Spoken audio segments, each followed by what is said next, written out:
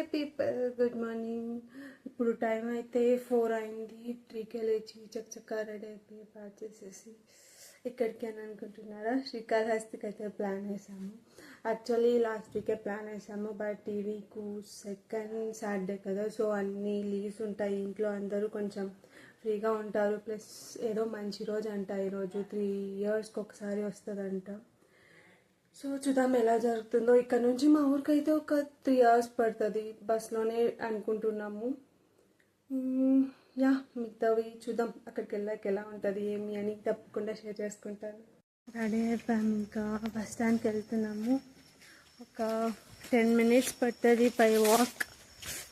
ఇంత మబ్బుగా ఉంది చూడు, ఇంత ఎర్లీ మార్నింగే మేము స్టార్ట్ అయిపోయాము. కాళహస్తిలో ఇప్పుడైతే దిగేసామన్నమాట.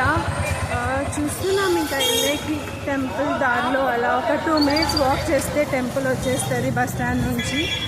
నెక్స్ట్ షార్ట్లో డీటెయిల్స్ అన్నీ షేర్ చేస్తాను, చూసేయండి.